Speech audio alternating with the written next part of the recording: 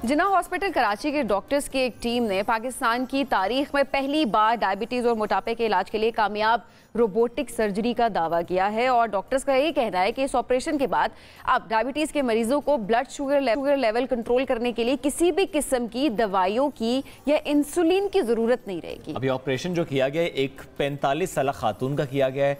उनका वजन था 140 किलोग्राम और डॉक्टर्स ये कहते हैं कि इससे उनका वजन भी कंट्रोल होगा और ज़ियाबीतस का मसला भी हल हो जाएगा। तो इस वक्त उस टीम के डॉक्टर जो सरबराह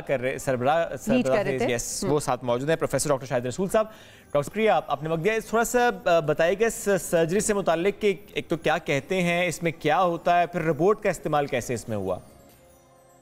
बिस्मिल्लाह रहमान रहीम। शुक्रिया बहुत बहुत आपने मुझे मौका दिया। ये देखें, इन सर्जरीज को जो वेट लॉस सर्जरीज कहलाती हैं या पेरियाट्रिक जो इसके लिए लफ्ज़ हम यूज़ करते हैं, जो दुनिया भर में इसकी टर्मिनोलॉजी है, ये तो बहुत अरसे से 1990 से चल रही हैं। लेकिन इनमें पॉपुलैरिटी ज़्यादा जब पैदा हुई जब ये कैमरे के जरिए की गई और उससे भी ज़्यादा जब ये रोबोटिक के तौर पे हुई।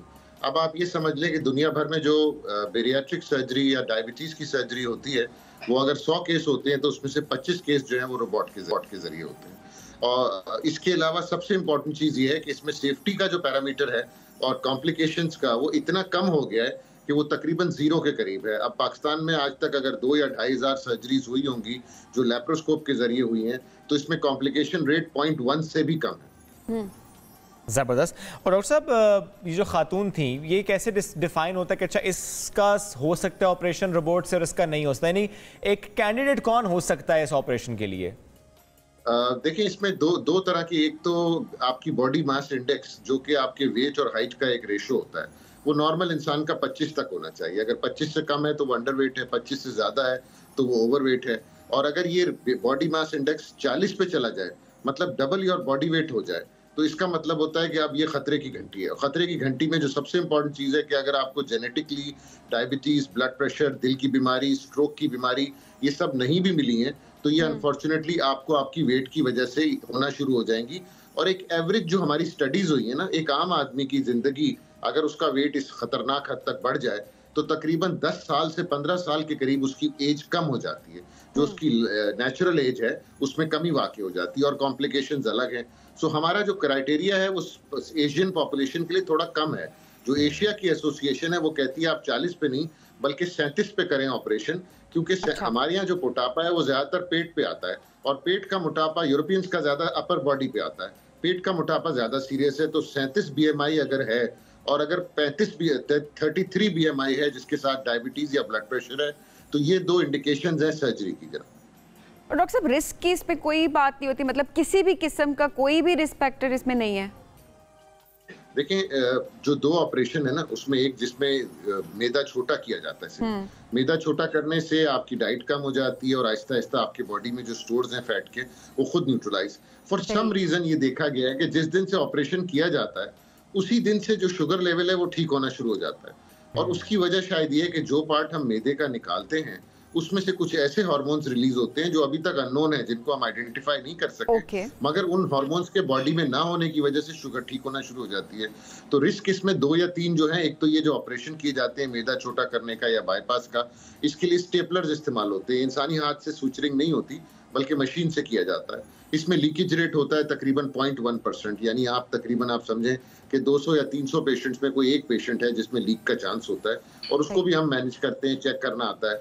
और दूसरा जो सिम्टम होता है वो बाद में अक्सर खाने के बाद अगर लोग ओवर ईट करें तो उल्टियाँ, मतली या सीने में तेजाबियत, इससे ज़्यादा इसकी कोई कॉम्प्लिकेशन नहीं है। डॉक्टर साहब, यूँ तो ये सरकारी हॉस्पिटल, लेकिन ज़ाहिर है रोबोट भी इस्तेमाल और एक कॉम्प्लिकेटेड प्रोसीजर भी है। अब ऐसे में कॉस्ट क्या आती है इसकी? इसकी कॉस्ट एवरेज में जो मार्केट में अगर आप देखें ना तो 7 से 8 लाख रुपए है कोई भी आप ऑपरेशन अगर डायबिटीज के लिए कराने चाहेंगे। लेकिन हमारे यहाँ तो ये फ्री ऑफ कॉस्ट है।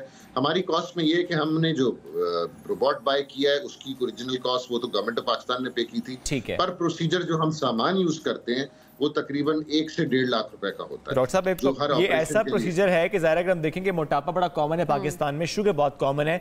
अब ऐसे में अगर एक सरकारी अस्पताल में रोबोट कर रहा है सर्जरी जिसका सक्सेस रेट बहुत अच्छा है, तो इसमें बहुत लोग चाहेंगे कि उनका ऑपरेशन हो जाए, तो फिर आप लोग कर पाएंगे? इतनी कैपेसिटी है हमारे पास, चूँकि हो भी फ्री रहा है, बेयर तो गवर्नमेंट करेगी इसका खर्चा। वो ये एक प्रोग्राम है जिसको पीपल्स पार्टी की हुकूमत ने सिंध के अंदर बहुत एक्टिवली परसू किया है कि डायबिटीज के ट्रीटमेंट के लिए, और उन्होंने इन्वेस्ट किया है हॉस्पिटल्स में, सारे के सारे जितने भी सिंध के हॉस्पिटल्स हैं उनको अपग्रेड करने के लिए। तो इस प्रोग्राम के हमें पैसे मिले हुए हैं, और अभी तो हमारे पास एक रोबोट है, हम दूसरे की प्रोक्योरमेंट प्रोसेस में हैं। जब दूसरा रोबोट आ जाएगा तो हमारा प्लान ये है कि उसमें कम से कम 3 से 4 दिन इसी किस्म के ऑपरेशन किए जाएंगे। जो फंडिंग का जहां तक ताल्लुक है, बजट में पैसे मौजूद हैं और अभी हम काफी हद तक भी अपनी कैपेसिटी बढ़ा सकते हैं।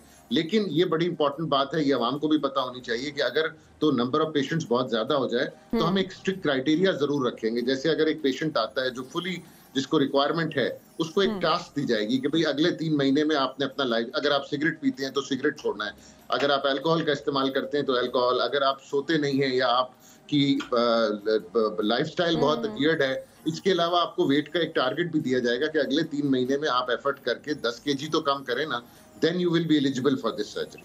ठीक है, आई थिंक ये प्रोसीजर सेट करना भी बड़ा ज़रूरी है, वरना आप 2 रिपोर्ट भी हो जाए, 3 भी कर लें, बट मोटापा जिस तरह शुएब ने बात की, बहुत सारे लोग करवाना चाहिए। जब ऐसे में ज़ाहिर है जब लोग करवाना शुरू होंगे ज़्यादा, फिर ट्रस्ट भी बिल्ड करना शुरू होगा। पाकिस्तान में अभी भी देखा जाए तो रोबोटिक सर्जरी की अगर बात की जाए तो वो उस तरह से आम नहीं हुई हुई है। तो लोगों का ट्रस्ट सबसे पहले किस तरह से आप डेवलप करवाएंगे कि ये ट्रस्ट है और लोग इस तरफ आएँ? क्या अवेयरनेस के लिए कुछ कर रही है? देखिए, डायबिटीज की अवेयरनेस के लिए, और डायबिटीज, देखिए सबसे इम्पोर्टेंट बात जो है वो ये है कि लोगों को ये पता होना चाहिए कि मोटापा एक दुश्मन है, और तकरीबन आप समझे हर और diabetes is the mother of all illnesses. आप इसको सीरियसली लेंगे। अगर किसी की फैमिली में ऐसा कोई पेशेंट है, अभी जो मैंने ये सर्जरी 20 साल पहले शुरू की थी, और मैं उस जमाने में जब लोगों को कन्विंस करता था तो उसमें होता ये था कि बड़े बड़े सीनियर डॉक्टर्स के पास भी अगर वो जाएं तो कहते हैं कुछ नहीं बेटा, खाना पीना कम कर, एक्सरसाइज कर, वजन कम हो जाएगा। ये इतना आसान इक्वेशन नहीं है। इसके लिए आपको एक पूरा लाइफस्टाइल को मॉडिफाई करना पड़ता है। आपकी जीन्स जो हैं, अगर वो आपको मोटापे की तरफ लेके जा रही हैं तो आपको उसको फाइट करना पड़ता है। तो ये प्रोसीजर तो अब तकरीबन इस्टेब्लिश हो गया, मगर आपके चैनल की और ये जो इतनी मीडिया हाइप मिली, आप ये समझें कि रोबोट से हमें वो फायदा हुआ जो हम लेप्रोस्कोप से ना कर सके। बिल्कुल ठीक है, और ज़ाहिर है हम उससे फायदा उठा भी रहे हैं, हमें ज़्यादा से ज़्यादा फायदा उठाना भी, ज़्यादा रोबोट्स होंगे तो चीज़ें और आसान होती चली जाएंगी। चूँकि वाकई अगर हम अपने हेल्थ सिस्टम की बात करें उसमें ऑलरेडी बहुत दबाव है।